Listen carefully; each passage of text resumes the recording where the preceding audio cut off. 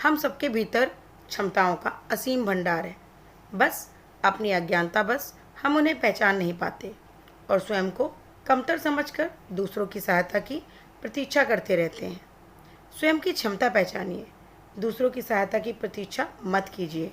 इतने सक्षम बनिए कि आप दूसरों की सहायता कर सकें। तो दोस्तों, मैं अपनी क्षमता पहचानो विषय पर एक बहुत ही अनूठी कहानी लेकर आई हूँ। एक गांव में एक आलसी व्यक्ति रहता था। वह कुछ काम धंधा नहीं करता था, बस दिन भर निठल्ला बैठकर सोचता रहता था कि किसी तरह कुछ खाने को मिल जाए।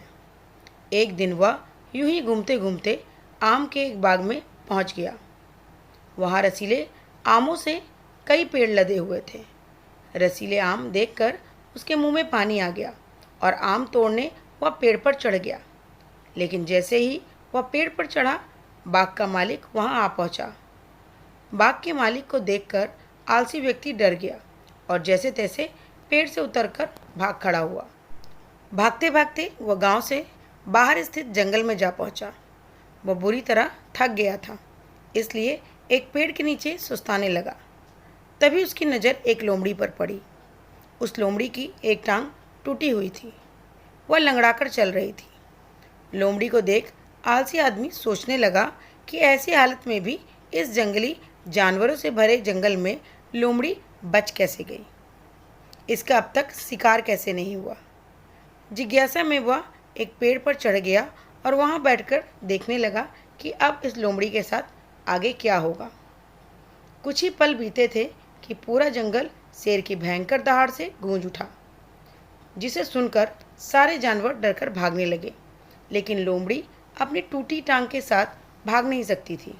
वह वहीं पे खड़ी रही। शेर लोमड़ी के पास आने लगा। आदमी ने सोचा कि अब लोमड़ी को शेर मारकर खा जाएगा, लेकिन आगे जो हुआ बहुत अजीब था। शेर लोमड़ी के पास पहुंचकर खड़ा हो गया।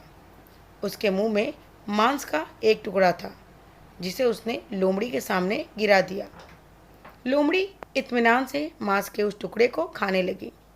थोड़ी देर बाद शेर वहां से चला गया। यह घटना देखकर आलसी आदमी सोचने लगा कि भगवान सच में सर्वोसर्वा हैं।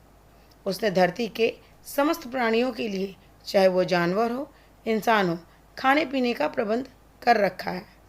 वो अपने घर लौट आया। घर आकर वह 2-3 दिन तक बिस्तर पर लेटकर प्रतीक्षा करने लगा कि जैसे भगवान ने शेर के द्वारा लोमड़ी के लिए भोजन भिजवाया था, वैसे ही उसके लिए भी कोई ना कोई खाने पीने का सामान ले आएगा। लेकिन ऐसा कुछ नहीं हुआ। भूख से उसकी हालत खराब होने लगी। आखिरकार उसे घर से बाहर निकलना ही पड़ा। घर के बाहर उसे एक पेड़ के नीचे बैठे हुए बाबा दिखाई पड़े। वह उनके पास गया और जंगल का सारा वृतांत सुनाते हुए बोला, बाबा जी, भगवान मेरे साथ ऐसा क्यों कर रहे हैं? उनके पास जानवरों के लिए भोजन का प्रबंध है, लेकिन इंसानों के लिए नहीं है। बाबा जी ने उत्तर दिया, बेटा ऐसी बात नहीं है। भगवान के पास सारे प्रबंध हैं, दूसरों की तरह तुम्हारे लिए भी। लेकिन बात यह है कि वो तुम्हें लोमड़ी नहीं, शेर बनाना चाहते हैं।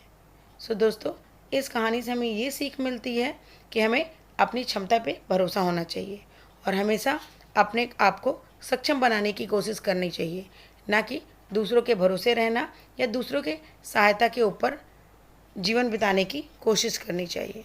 तो अगर आपको ये कहानी पसंद आई है तो प्लीज़ लाइक शेयर कमेंट ज़रूर करें और अगर चैनल पर नए हैं तो चैनल को सब्सक्राइब करें।